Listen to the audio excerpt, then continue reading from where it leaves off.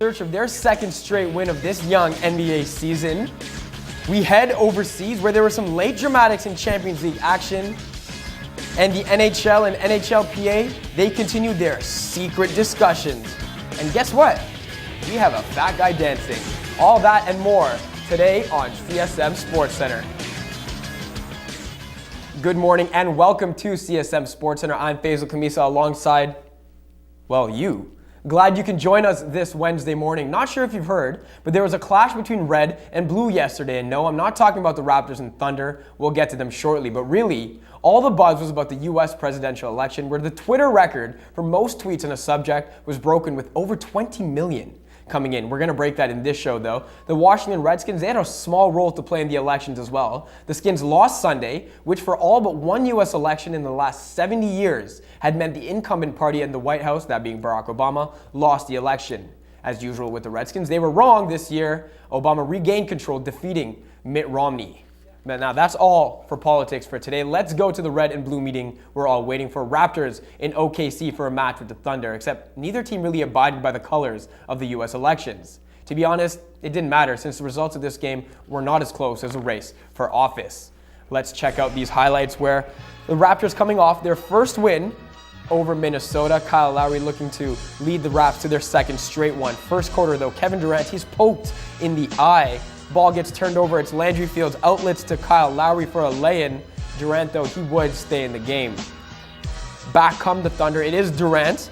Off to Thabo Sefolosha. He drains a corner three, part of a 9-0 Thunder run.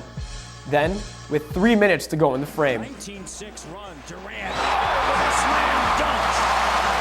Kevin Durant. Welcome to the NBA, Jonas Valanciunas. Second quarter after the Thunder lead ballooned to 16, Jose Calderon, he fires one up for three. It's good, part of a 9-2 Toronto run. But these Thunder, they're too good. They're showing why they made it to the finals last year. Serge Ibaka with a two-handed slam.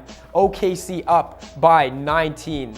Now less than 8 to go in the quarter. There was a Kyle Lowry injury. He steps on an ankle.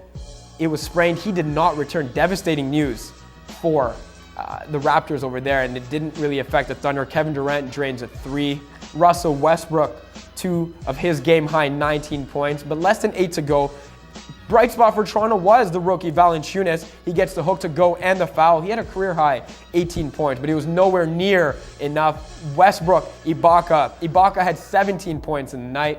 Less than 4 to go in the third. Ibaka to Sefolosha. He was one of 4 Thunder players to finish in double figures. OKC win 108-88, the final. Now, Kyle Lowry, we saw, was taken off with a right ankle sprain. He was wearing a precautionary walking boot on his ankle. He'll be reevaluated later today ahead of the game against the Mavs. Dwayne Casey has more on his status. It's a sprained ankle. Don't know how long he'll be out, but it was pretty painful, and we'll just have to wait and see what happens tomorrow with Kyle's ankles. But turned pretty good going up for a layup, and for Kyle to go down, it's pretty not come back. It's something that we just have to take and see. I don't know any more than that. Heading into Tuesday's tilt against the Bulls, the Orlando Magic were one of 3 undefeated teams remaining in the NBA. And while it's still early, that's a far stretch from what many envisioned when they shipped out All-Star Dwight Howard in the offseason. But they were playing on the road for the first time all year. And it is those Bulls hosting the Magic. Orlando actually without starters Hito Turkoglu and Jameer Nelson because of injuries. Second quarter though, Big Baby Davis averaging 25 in a 2-0 start, hits a deuce. Orlando up 3 at the break. Chicago's coming off their first loss of the season. Third quarter, Kurt Heinrich, behind the back dribble on JJ Redick, there it is, hits a fadeaway. Bulls now have a 3-point lead. Fast forward to the fourth quarter, tied at 70. Big Baby blocked by Joakim Noah. Few possessions later, it's the same thing. Noah blocking Davis. That swung the momentum. Davis finished just 16 points on 7 for 22 shooting. And Noah, defense and then offense, hits a deuce over there. Bulls take this one 99-93. There were only 3 NBA games last night, with one of them being the Denver Nuggets hosting the Detroit Pistons.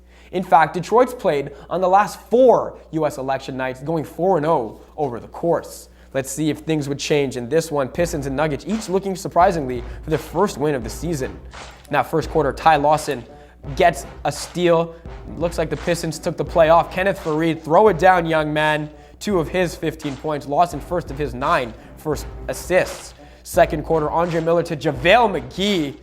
That is a nasty dunk. Hoop and the harm there. Third, Lawson dishes to McGee again. Look at the big man run the floor and throw it down with 2 hands. Nuggets up by 9. Then it's a couple of Andres hooking up. Miller to Iguodala. He throws it down. Nuggets win their home opener 97. Speaking of the Pistons, their rookie Andre Drummond didn't exactly dazzle against the Nuggets. But the class of 2012 is not short on talent, with players like Anthony Davis and Michael Kidd-Gilchrist set to have breakout years. With more on the rookies, here's Jordan Allen with a look at this year's first-year class. To Champions League action now, where Arsenal were in tough against a stingy Schalke team that through 3 group games had given up just 3 shots on target. Unfortunately, all 3 happened to be goals against, but it hasn't stopped the German side from leading Group B to this point. Manchester City are undoubtedly one of the wealthiest soccer clubs in the world. The average yearly salary for one of their players is about £17.5 million, or roughly $22 million Canadian, far from the average of Canadian citizens' income of about $47,000. So if City have all this money to buy all the best players, how are they on the verge of being eliminated from soccer's most prestigious team tournament? On paper, the match between Real Madrid and Borussia Dortmund seemed a bit of a mismatch. Both teams are very skilled, and Madrid had won 7 of their last Champions League games at home.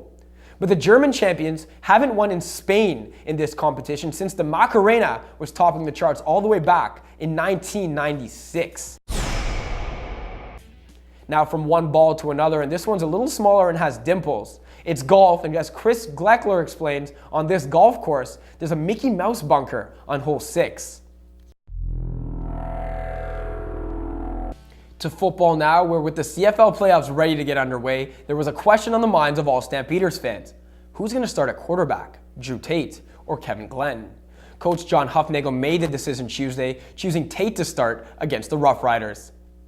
I thought it would just be better for everything to be clear, and so everyone can concentrate on really what's important. That's getting themselves, getting this team ready to play a good football team in a very important game.